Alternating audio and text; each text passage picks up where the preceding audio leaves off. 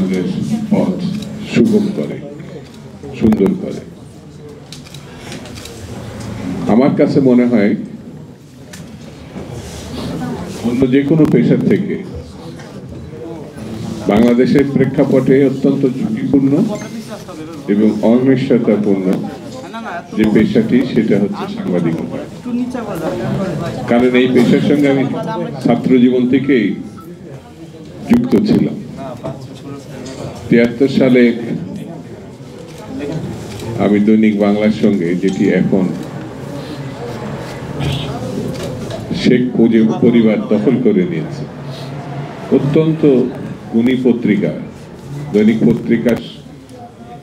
দৈনিক বাংলার সঙ্গে যারা যুক্ত হতো তারা সাংবাদিকতা শিখত, জানতো, বুঝত।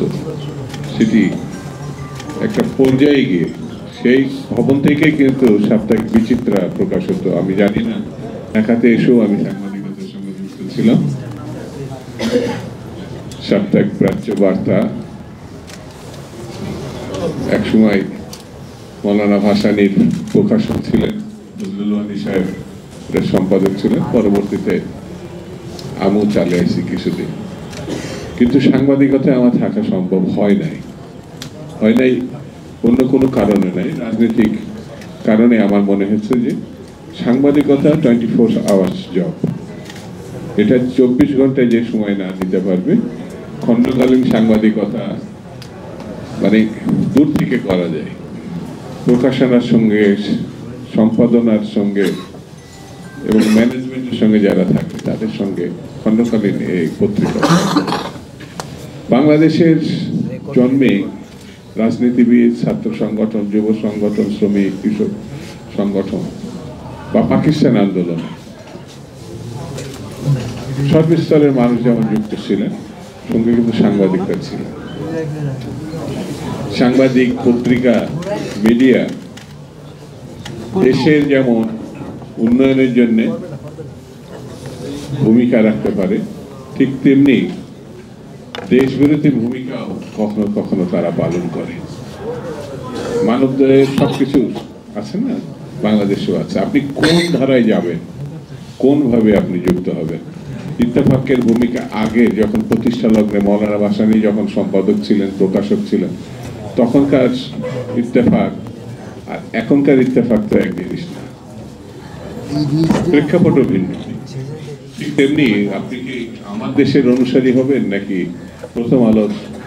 এটা দুটি ভিন্ন পথ, ভিন্ন মেজাজ, ভিন্ন দৃষ্টিভঙ্গি।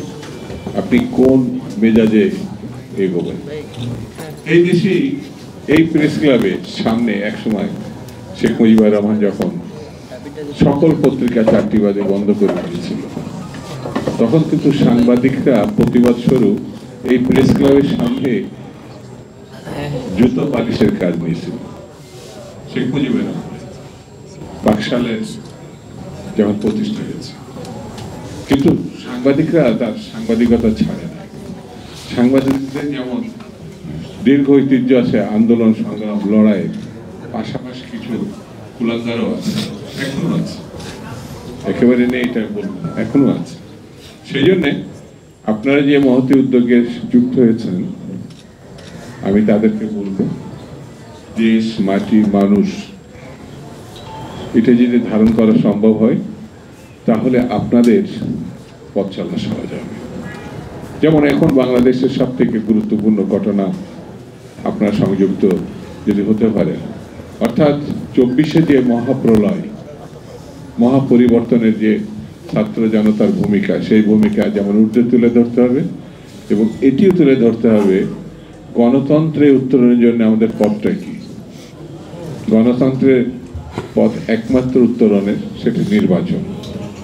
শেখ হাসিনা বাহানা করে নির্বাচনী ব্যবস্থা ধ্বংস করেছে, তথাকথিত নির্বাচন। সেখানে প্রশাসক ছিল, মানে পুলিশ ছিল, টিএনও ছিল, ডিসি ছিল, মানে নির্বাচন কমিশন ছিল, আর আওয়ামী লীগের লোকদের মিলেমিশে এই ভয়ঙ্কর ঘটনাটাকে দেশের সামনে, জাতির সামনে আমাদেরকে ছোট করেছে। নির্বাচন তো হয়নি, কিন্তু নির্বাচনের নামে এটা চালিয়ে দিয়েছে। একমাত্র সাংবাদিকরাই সেটা তাদের অবস্থান থেকে যতটুকু প্রকাশ করেছে, যতটুকু পেরেছে, তারাই কিন্তু জাতির সামনে, দেশের সামনে, বিশ্বের সামনে তুলে ধরেছে।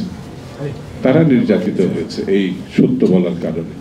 বড় অংশটাই হয় ভয়ে নাই স্বার্থে তারা এটা পারে না।